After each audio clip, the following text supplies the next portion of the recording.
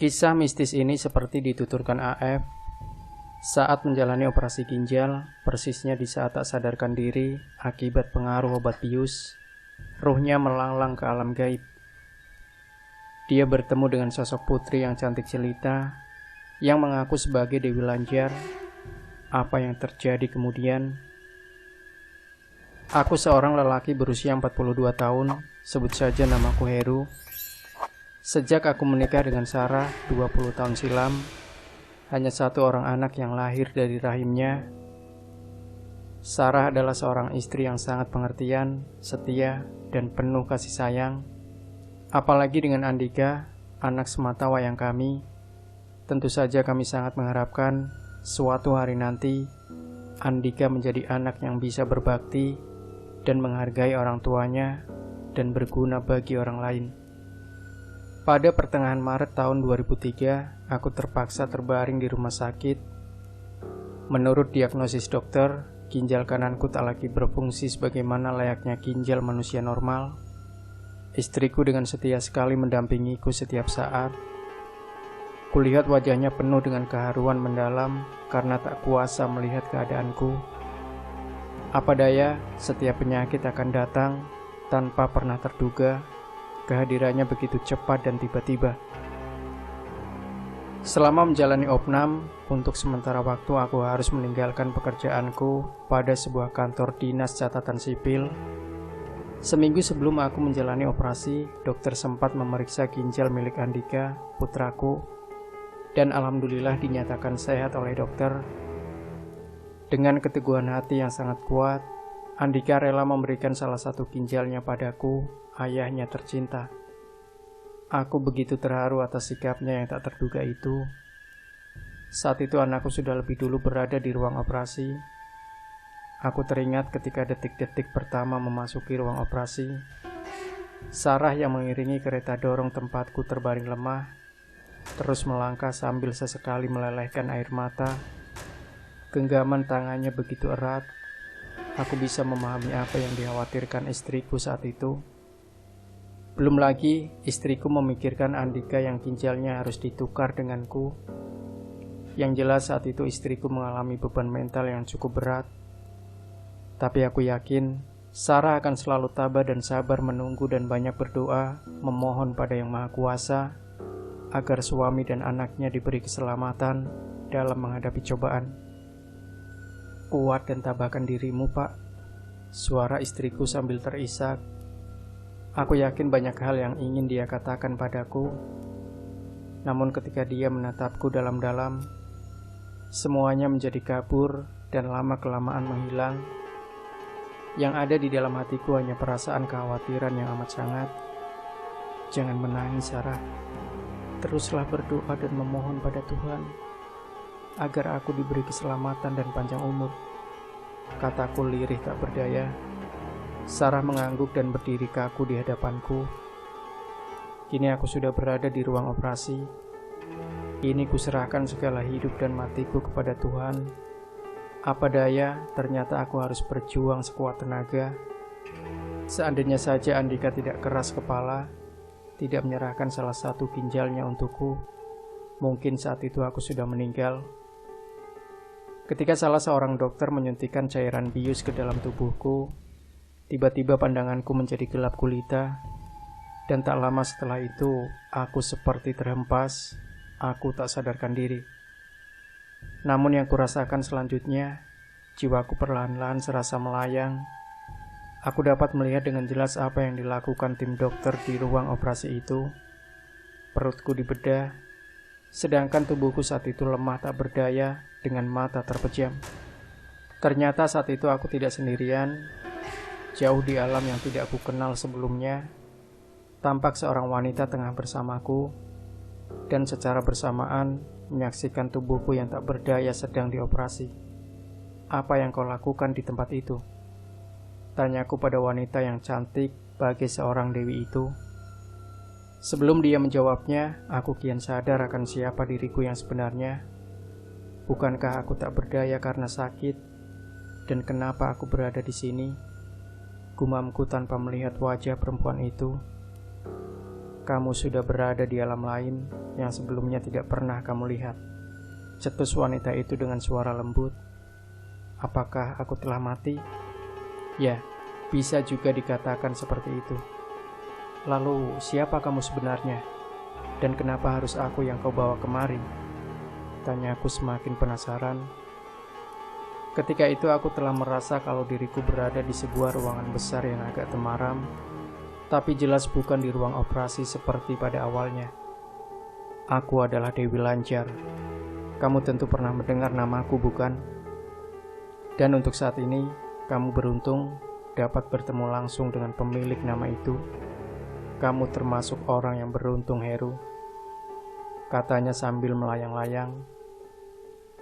Aneh, kenapa aku sendiri mudah sekali mengangkat tubuhku? Kemanapun Dewi Lanjar itu melayang, aku selalu mengikutinya. Lalu, mengapa harus aku yang kau bawa kemari, Dewi? Tanyaku lagi.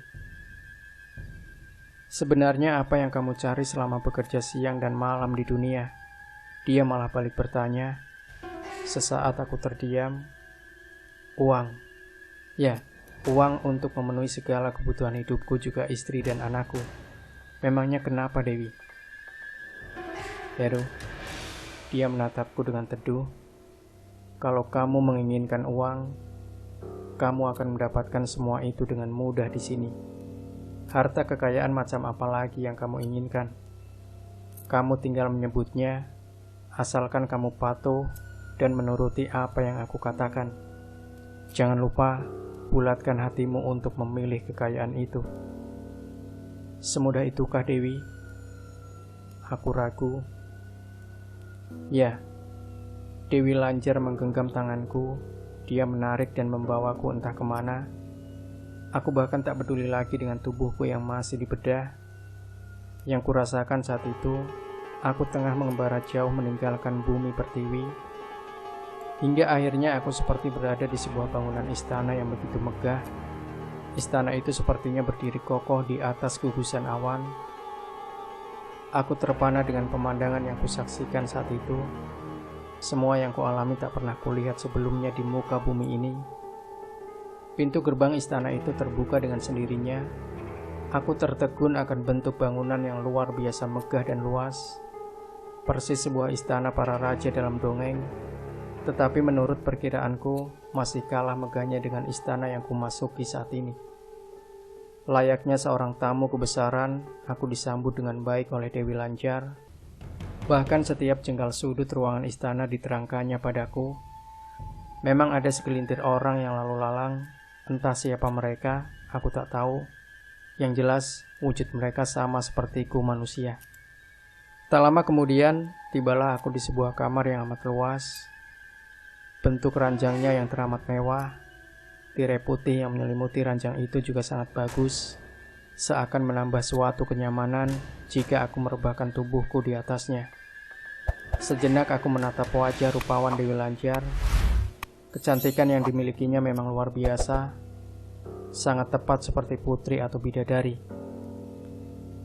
Silahkan kalau kamu mau beristirahat, katanya singkat dan tangannya menunjuk ke arah tempat tidur mewah itu. Inikah tempat tinggalmu, Dewi? Ya, tinggallah di sini untuk beberapa hari lamanya. Apa saja yang kamu inginkan, semuanya sudah tersedia di sini, kata wanita cantik yang mengaku Dewi Lanjar itu. Aku mengerjapkan mataku dan mendekati ranjang itu. Kurebahkan tubuhku di atas kasur empuk. Aku merasakan kenyamanan yang luar biasa. Seumur hidup aku tak pernah merebahkan tubuhku di tempat sebagus itu. Sejenak kulihat Dewi Lanjar tersenyum saat menatapku, dan tak lama kemudian dia melangkah keluar. Aneh, tiba-tiba saja pintu kamar itu pun menutup dengan sendirinya, seperti ada remote kontrolnya. Entah apa yang ada dalam pikiranku saat itu. Ketika aku baru saja memejamkan mata, tiba-tiba Dewi Lanjar sudah berada di ruangan yang sama. Tapi saat itu, sosok tubuh Dewi Lanjar dalam keadaan bugil, tanpa secuil pun kain yang melekat di tubuhnya. Dengan tatapan matanya yang sayu dan rambut yang dibiarkan tergerai, dia mulai mendekatiku. Pandangan mataku menangkap apa yang dia lakukan. Sepasang bukit kembarnya yang membusung indah, kontan menggetarkan seluruh jiwa ragaku. Bahkan tanpa segan, Dewi Lanjar melucuti pakaianku. Dalam beberapa saat, tak terasa aku telah tampil dalam keadaan bugil, tanpa selai benang pun yang menempel di tubuhku. Wanita cantik berambut hitam panjang itu pun merangkak dan naik di atas tubuhku. Dengan gelora yang terus membumbung tinggi, aku menciumi semua wangi tubuhnya yang terus menggelora dan membakar gairahku. Dia mencium bibirku, melumat dan memilihnya perlahan-lahan. Sebagai laki-laki normal, kontan saja membuatku terangsang hebat akibat mendapat serangan Dewi Lanjar. Sejuta gairah menyelubungi jiwaku, apalagi saat bukit kembarnya yang putih dan mengkal itu menempel ketat di dadaku. Saat itu aku benar-benar dibuat tak berdaya. Aku hanya diam dan merasakan sentuhan lembut yang terus dilancarkan Dewi Lanjar. Wanita cantik itu tak ubahnya kuda binal yang luar biasa garang, apalagi ketika sudah melakukan persetubuhan dengan lawan jenisnya. Desahan dan rintihan keluar dari mulutnya, seiring dengan kenikmatan yang dirasakannya. Ketika senjata andalanku yang sejak tadi telah menegang dahsyat, kini mulai menunjukkan kehebatannya. Seketika wajah Dewi Lanjar mendongak ke atas langit-langit. Matanya terpejam-pejam seiring gerakan tubuhnya ke atas dan ke bawah. Saat itu aku hanya bisa menerima dan pasrah dengan semua yang terjadi. Setelah saatnya tiba, Dewi Lanjar merasa puas setelah beberapa kali berhubungan denganku. Peristiwa demi peristiwa berlangsung begitu cepat. Lalu Dewi Lanjar membawaku ke sebuah ruangan yang lagi-lagi tak kalah megahnya. Dia berdiri di sebuah singgasana kebesaran seorang putri raja. Aku berdiri 2 meter dari jaraknya berdiri dengan posisi lebih tinggi. Di samping kanan kirinya tampak 2 orang dayang-dayang cantik sedang memegang kipas di tangannya. Katakan saja, apakah kau menginginkan harta kekayaan, kesenangan dunia? Seperti yang telah aku katakan kemarin, kata Dewi Lanjar yang terkesan lembut namun tegas. Kekayaan apa yang dapat kuperoleh, Dewi? Tanyaku.